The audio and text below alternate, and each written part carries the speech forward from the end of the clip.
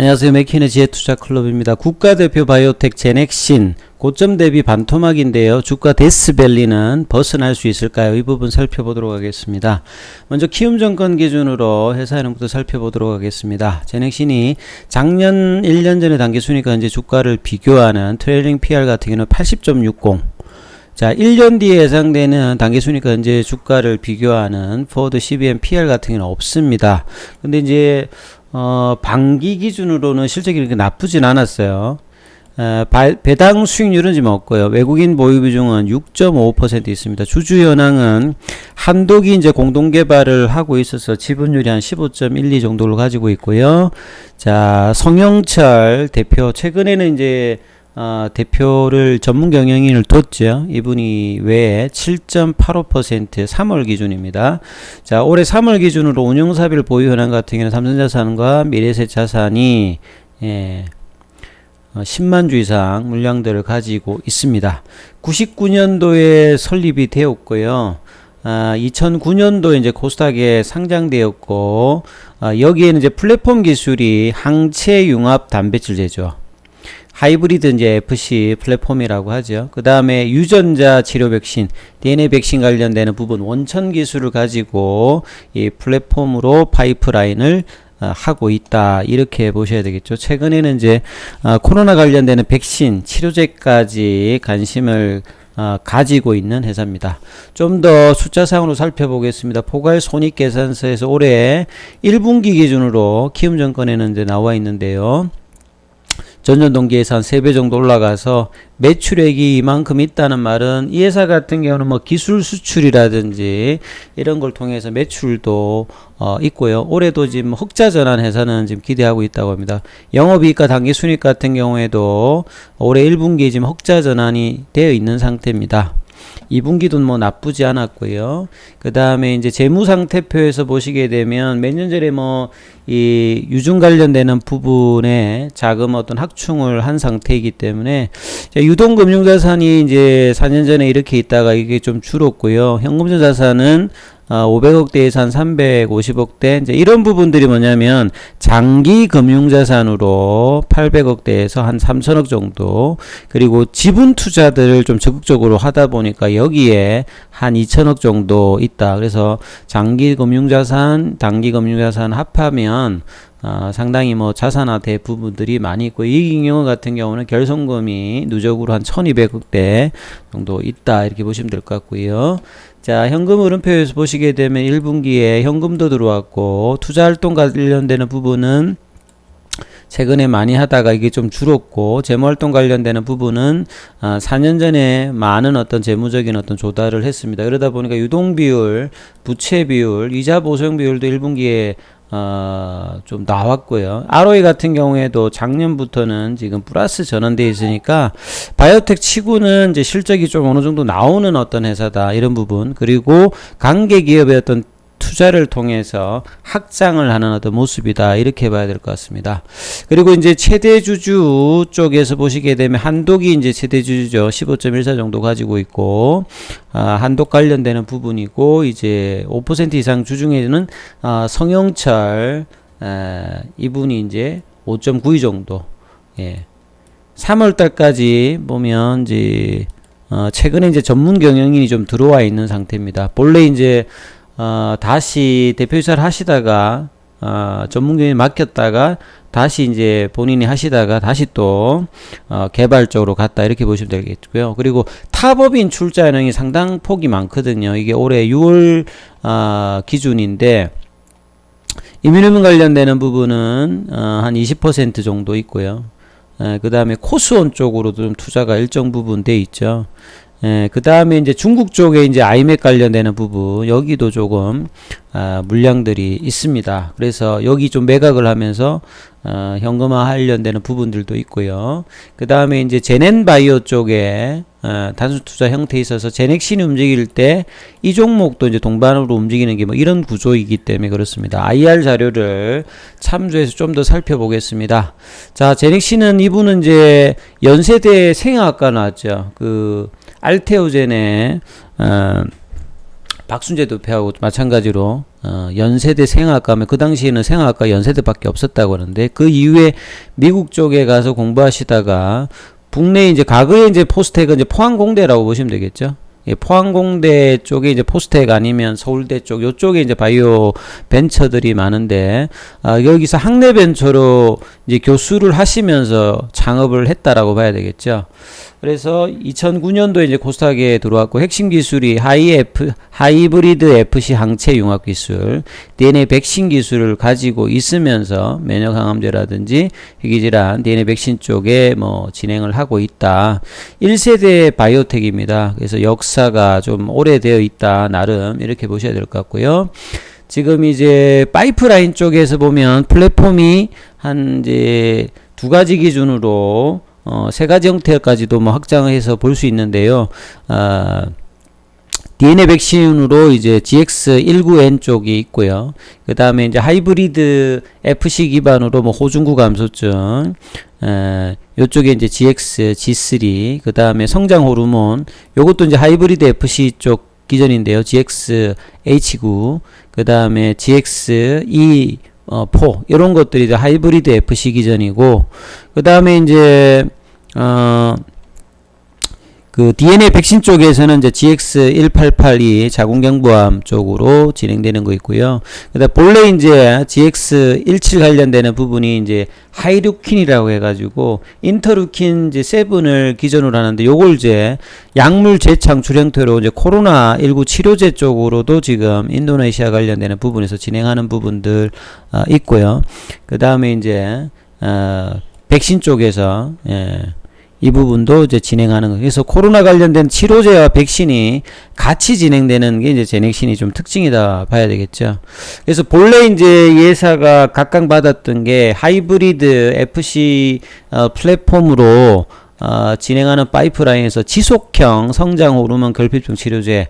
요게 사실은 이제 성장 호르몬 같은 경우는 또 특히나 이제 선진국 시장에서 관심을 많이 받습니다. 최근에는 이제 중국 쪽에서도 삼상이 진행 중입니다만 선진국 형태에서 이 부분이 상당히 좀 기대가 되는데 뭐 2037년도까지 꾸준하게 일단 성장 호르몬 쪽에서는 성장이 구가되는데 미국 쪽의 어떤 FDA 삼상 관련되는 부분이 좀 늦어지고 있다. 본래 이제 성장 호르몬 자체가요 매일 뭐 맞는다고 합니다. 기존의 어떤 제형이. 그래서 소화가 많이 맞으니까 상당히 이제 이 편의성이라든지 투여 관련되는 부분들이 이거 한번 맞으면 한 몇 년 맞는데 매일 이렇게 하니까 상당히 좀 힘들죠. 그래서 이런 부분들을 주 1회라든지 2주에 1회 하면 뭐 365일 맞아야 될 것을 1년에 52주, 52회나 26회 정도 맞으면 상당히 뭐 경쟁이 있는 거라고 봐야 되겠습니다. 그래서 이 부분에서 아주 뭐 중요한 부분이고 중국 쪽에서는 이제 아이맥과 더불어서 첫 환자를 작년에 2월에 하면서 2023년도에 이제 BLA 제출 관련되는 일종의 이제 바이오 베타 형태로 지금 개발이 되고 있는 부분이다 이렇게 봐야 될 것 같고요.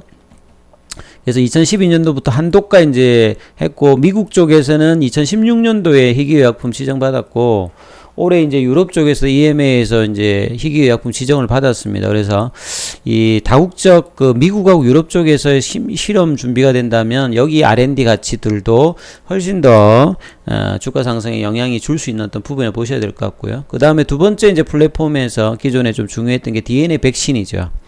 DNA 백신이란 보통 백신은 이제 예방을 하기 위해서 맞는데 여기서 말하는 DNA 백신 치료용 백신입니다.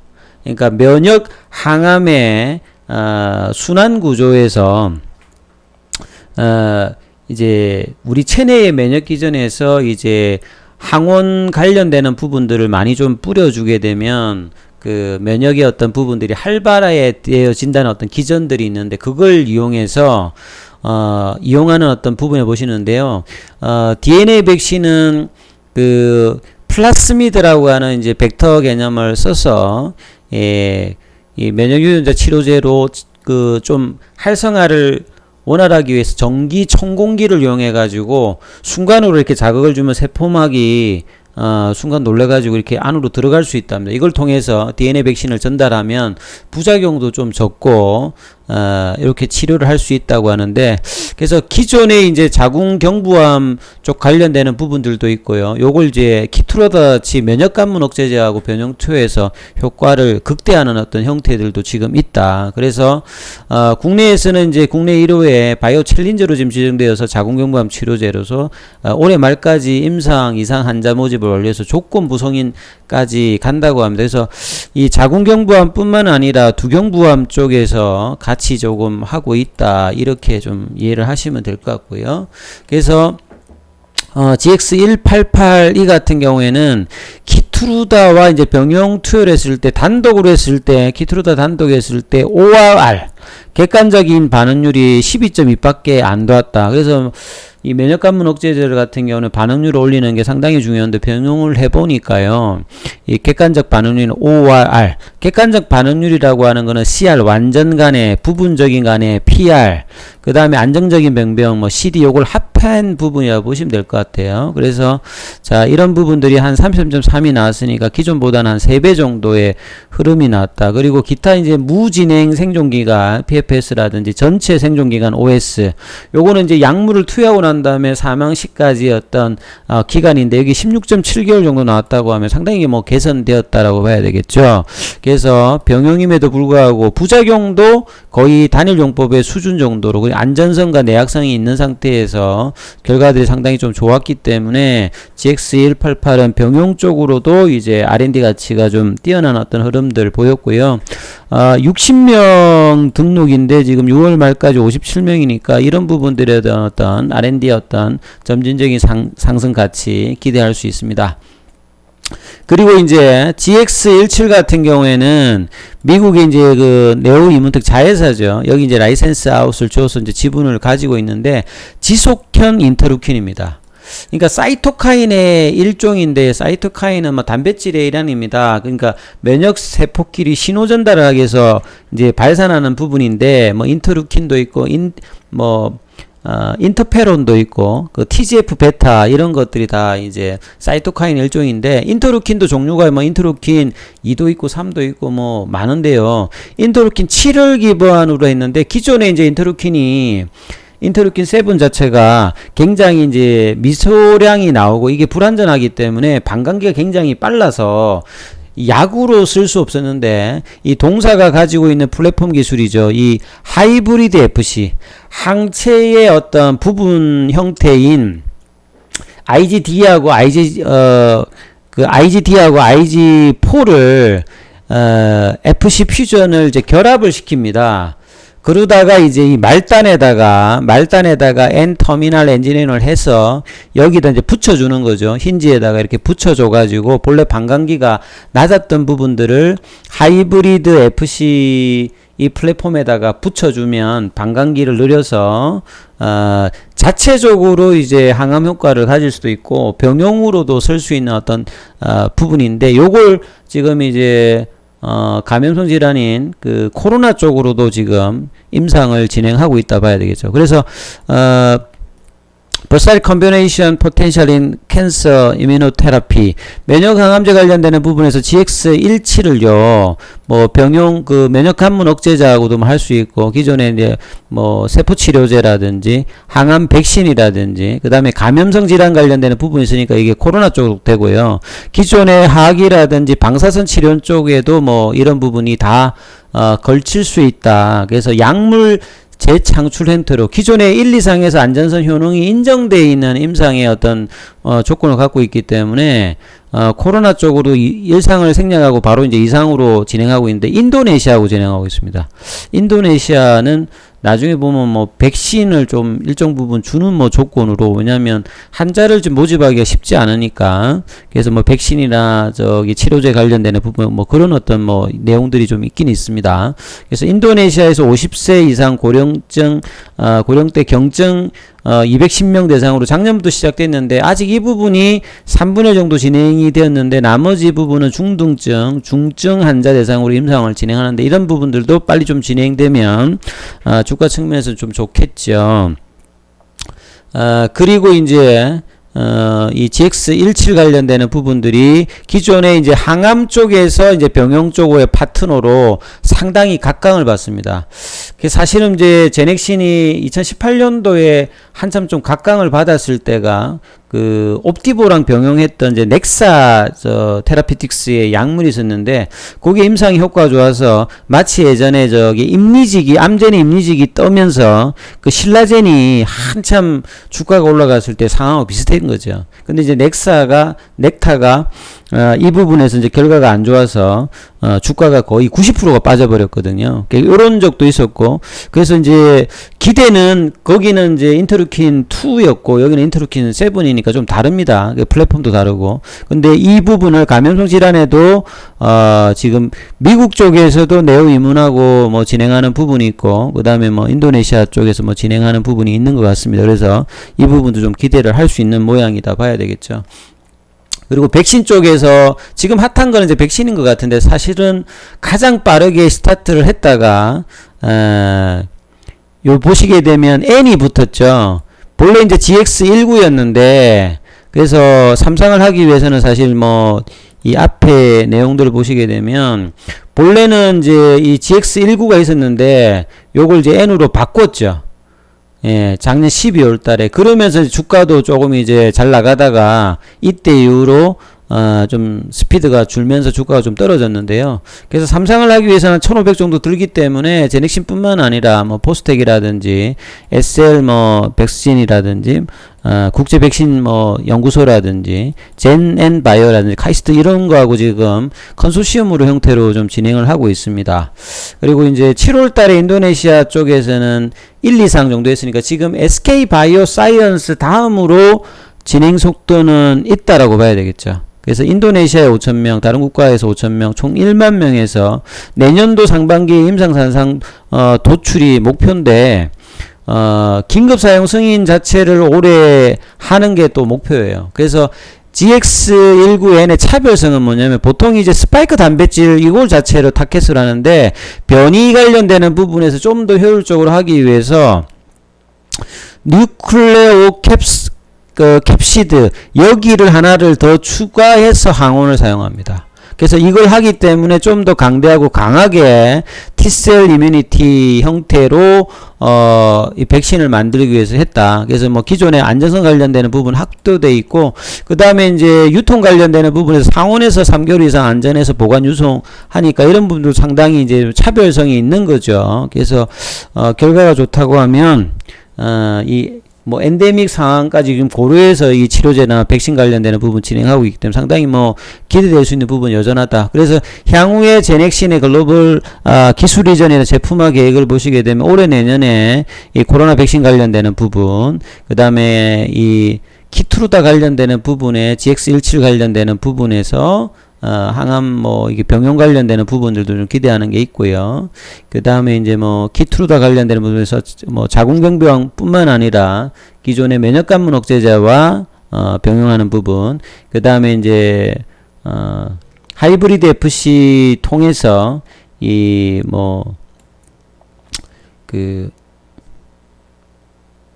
빈혈 관련되는 부분하고 성장 호르몬 관련되는 부분. 이걸 통하면 향후에는 회사는 이제 기업 가치 3배까지 장기적으로 좀 성장할 것이다. 그래서 벤처 기업에서 글로벌 빅파마의 어떤 진화를 계속 이제 꿈꾸고 있습니다. 근데 주가 측면은 살펴보게 되면 비교 대상의 기업들을 월가에서 좀 찾아보면요. 앞서서 제가 이제 그 지속형 성장 뭐 쪽, 그러니까 지속형 롱액팅 이제 그 플랫폼을 가지고 있으면 비교 대상이 어센디스가 있습니다. 이게 뭐 유럽 쪽 회사인 걸로 알고 있는데 이 회사가 이제 시가총액이 거의 한 7조 정도가 넘어가죠. 꾸준하게 지금 올라가기 때문에 상당히 좀 뭐 기대감이 있고요.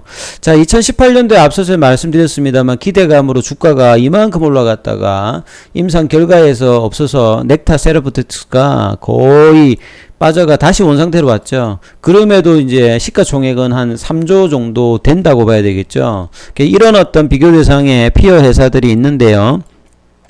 그 제넥신 같은 경우도 월봉을 보시게 되면 작년도 8월 달에 19만 원대 올라갔다가 그 뒤에 이제 임상 과정에서 물질 변경 이슈가 나오고 이제 백신이 나오면서 치료제 관련된 부분이 나왔다가 그러면서 이제 고가 대비해 가지고는 지금 뭐 반토막 수준까지 내려갔다가 여기에서 이제 10만원대 흐름들을 지금 안착은 못하는데요. 크게 보시게 되면 중심 라인 가격선을 알려드리면 이 중심 라인이 굉장히 중요하겠죠. 한 13만원, 14만원이 중요합니다. 그러니까 계속 가려고 하면 요 위치에 있어야 센 라인이고요. 예, 그 다음 라인의 어떤 중요 라인이 한 10만원대, 11만원대거든요. 이 라인도 이제 올 초까지 좀 지지되었다가 결국은 좀 이탈해서 최근에 뭐 8만원대까지 내려갔다가 지금 오늘은 89,500 맞췄거든요. 그래서 그 밑에 라인은 이제 뭐 한 7만원대 라인 정도가 있습니다. 7만원대 라인 정도. 요 라인 정도가 뭐 있고, 그러면 이제 일봉을 보시게 되면 한 8만원대 이제 여기서 조금 이제 지지를 받는 모습을 좀 보여주면서 일종의 이제 일봉상에는 이제 쌍바닥 흐름들을 좀 보여주면서 이제 주가 흐름들이 좀 나온 모습들을 보여주고 있거든요. 그래서 가격권을 보면 이미 고점 부근에서는 반토막 정도 수준으로 내려왔다가 4월 달에 좀 반등이 좀 나왔다가 다시 여기서 내려가서 지금 다지고 있는 모습이거든요. 그래서 이 회사는 뭐 코로나의 백신 치료제 관련되는 부분들이 단기 이제 주가에서는 올해 내년 뭐 제일 중요하고요. 기존의 어떤 플랫폼에 나왔던 부분들이라든지 지분 가치 이런 걸 본다고 하면, 그리고 뭐 이게 재무제표에 있어서도 나쁘지 않기 때문에 상당히 이제 R&D 가치가 반영이 되어 있습니다만 향후에도 볼 것들이 여전히 있기 때문에 기대감은 유효하다 봐야 될 것 같습니다. 그래서 다른 어떤 바이오텍하고는 조금 사뭇 다를 수 있죠. 그래서 한 7만원대, 8만원대 이런 어떤 라인에서는 중기로도 좀 제가 볼 때는 괜찮을 수가 있고요. 그 다음에 올라가게 되면 지금 일종의 이제 데스밸리죠. 주가가 이제 계속 우하향하는 이런 부분들을 주가에서도 데스밸리라 하거든요. 자, 이렇게 끊임없이 내려가는 부분들, 그냥 꾸준하게 이렇게 지금 우하향으로 작년도 8월 달부터 계속 내려왔고, 이런 어떤 추세선을 돌리지는 못했는데 지금 자세히 보시게 되면 일종의 이제 고점은 낮아지는데 저점은 이제 일정 부분 수렴을 하고 있기 때문에 추세의 어떤 전환의 어떤 모습도 기술적으로 좀 보여지는 어떤 부분이 나타난다고 보실 수도 있습니다. 차트상으로. 그래서 가격권 중심 가격은 뭐 8만원, 7만원 요렇게 맞춰주면 괜찮으실 것 같고요. 올라가게 되면 다시 한 13만원대, 한 14만원대 뭐 이런 부분들이 이제 단기 흐름들은 중기로 보면 나올 수 있는 어떤 지점이다. 그래서 뭐 이전에 나왔던 고점까지 가려고 하면 뭐 R&D 결과들이 다 좋게 나와야 되고, 그리고 이제 기대감으로도 이제 지금은 이제 가격 메리트가 있는 구간이니까 한 13만원권에서 한 14, 15만원 정도는 중장기 관점에서도 뭐 한번 기대해 볼 수 있는 어떤 가격이다. 이런 말씀을 좀 드리도록 하겠습니다. 참조하시면서 투자 대응해 보시기 바라겠습니다. 여기까지 하겠습니다. 감사합니다.